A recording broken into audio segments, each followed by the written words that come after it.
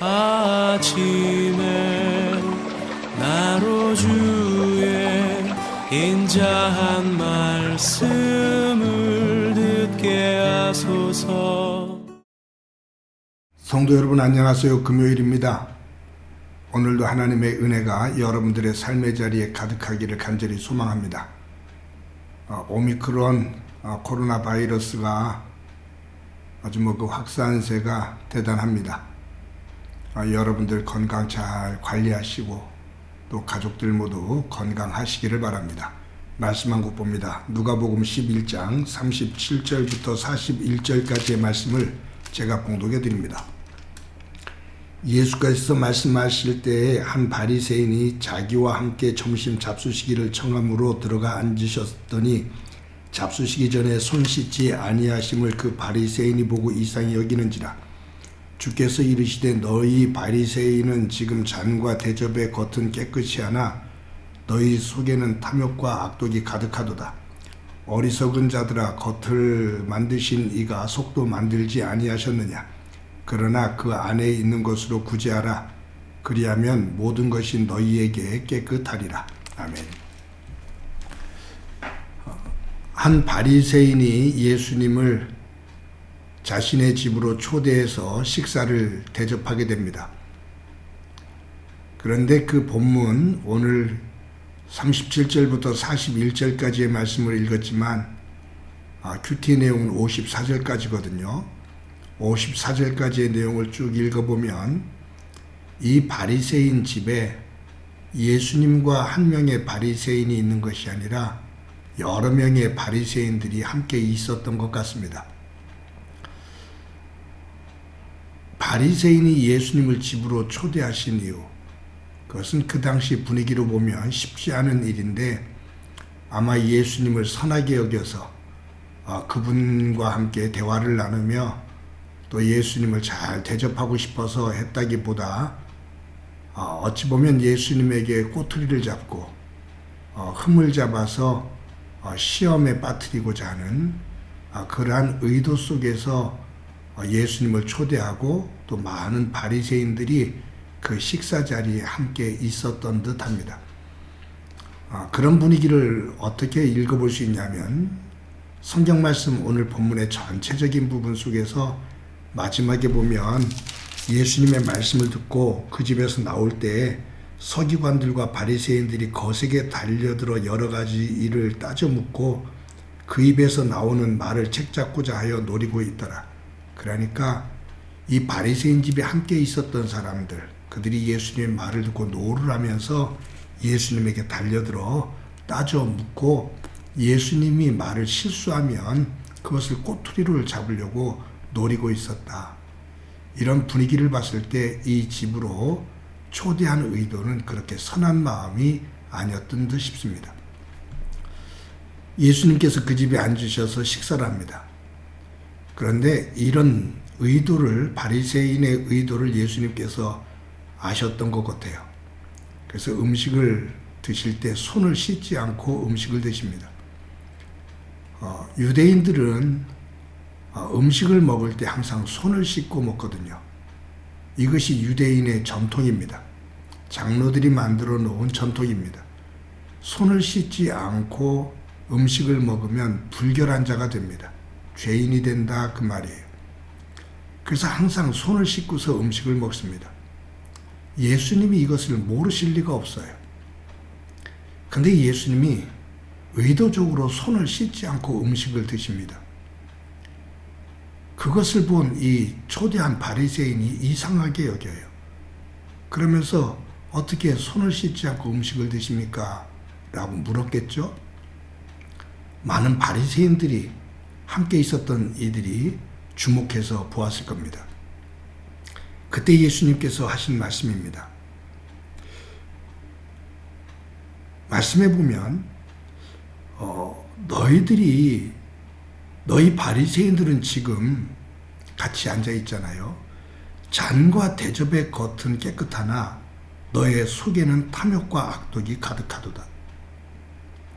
지금 너희들이 나를 초대해서 이 자리에 함께 있는데 너희들이 나를 대접하는 이 잔과 대접은 깨끗하게 씻겨 있지만 나를 대접한 너의 속마음은 탐욕과 악독으로 가득하구나. 더럽구나. 라는 얘기예요. 예수님께서 그들의 의중을 하신 거예요. 그러면서 어리석은 자들아 라고 말씀하시면서 겉을 만드신 분이 하나님이 우리의 겉을 만드셨다면 그분이 우리의 속도 만드셨다. 겉에 있는 것을 가지고 대접하는 것도 중요하지만 속에 있는 것을 가지고 대접하는 것이 즉 그 마음, 내면 속에 있는 깨끗한 것, 긍휼한 마음 이것을 가지고 대접하는 것이 훨씬 더 낫다.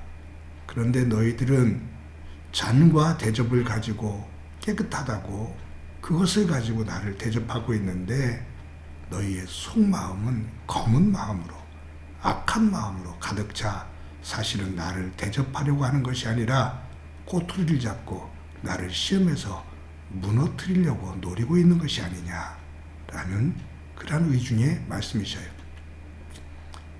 그러면서 거기서 아주 예수님께서 단호하게 말씀하십니다. 화 있을진저. 화 있을진저. 몇 차례를 말씀하셔요.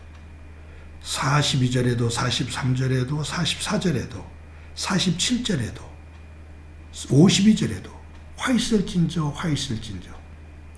지금 이 바리새인들 앞에서 예수님께서 그들을 목전에 두고 화 있을진저 외식하는 자들아. 그러면서 예수님께서 이 바리새인들의 외식, 겉과 속이 다른 것, 겉은 번지르하지만 속은 시커멓게 타있는 추한 냄새가 나는 그 모습, 너희들이 기도하고 11조를 드린다고, 그리고 회당에 가서 거룩한 옷을 입고 높은 자리에 앉는다고, 그 겉은 번지르하지만 그 내면의 세계를 보면 너희들 탐욕으로 가득 차 있다 그 말이에요. 이런 이야기를 아시고 예수님께서 그 집에서 나오실 때 바리새인들이 득달처럼 달려들어서 예수님을 붙들고 막 따져드는 거예요. 그런 분위기가 이제 좀 느껴지죠? 여러분, 탐욕이라는 단어는 더 움켜지는 것을 말합니다. 쥐어도 지어도 더 움켜지는 겁니다. 그래서 이 탐욕은 만족이 없습니다. 끝이 없습니다. 어느 정도 움켜쥐어서 순간적으로 만족한 것 같지만 이 탐욕은 그 다음에 붙는 단어가 더입니다. 더. 그래서 이 탐욕은 죽기 전까지 멈추지를 않습니다. 이것을 잘 다스릴 수 있는 사람, 항상 기뻐하고 범사에 감사라고 하시는 하나님의 말씀은 내가 가지고 있는 선에서 그 속에서 더 그것만이 아니라 하나님께서 나에게 주신 지금의 은혜를 감사하고 기뻐할 수 있을 때 바로 그곳에 하나님의 샬롬이 만들어진다. 하나님의 나라가 이루어진다. 그곳에 하나님의 질서 속에서 하나님의 진정한 복이 이루어진다 그 말이에요. 저와 여러분이 오늘 하루를 살아가면서 우리의 겉과 속이 하나님 안에서 깨끗한 모습으로 설 수 있기를 원합니다. 세상을 살면서 순간순간 욕심과 탐욕이 우리를 유혹합니다. 거기로부터 자유로울 사람 아무도 없습니다. 저도 마찬가지고요. 그것을 성령 안에서 잘 다스릴 수 있는 저희들이 되기를 바랍니다. 교회가 타락할 때는 항상 이 탐욕의 문제입니다. 교회 안에 더 세상보다 더 많은 것, 더 큰 것, 더 높은 것을 자꾸 교회 안에 채우고 그 규모를 가지고 세상에 자랑하고 제압하려고 할 때 그 크기를 가지고 많은 것을 가지고 영향력을 행사하려고 할 때 교회는 어김없이 타락의 길로 들어섰습니다. 그런 의미 속에서 행복한 교회가 탐욕이 아닌 하나님의 이름으로 하나님께서 주신 것을 가지고 조금이라도 나누며 그 속에서 행복을 만들어 갈 수 있는 저희들이 되기를 주님의 이름으로 간절히 축원합니다. 한번 기도합니다. 하나님 감사합니다. 겉은 번지르하지만 속은 탐욕으로 시커멓게 멍들어 있는 바리새인들의 모습을 보면서 주님께서 화 있을진저 라고 말씀하시며 꾸짖는 모습을 봅니다. 우리에게도 탐욕에 붙들려 있는 삶의 내용이 있음을 봅니다. 순간순간마다 탐욕의 착고에 발이 채워져 있을 때가 있음을 봅니다.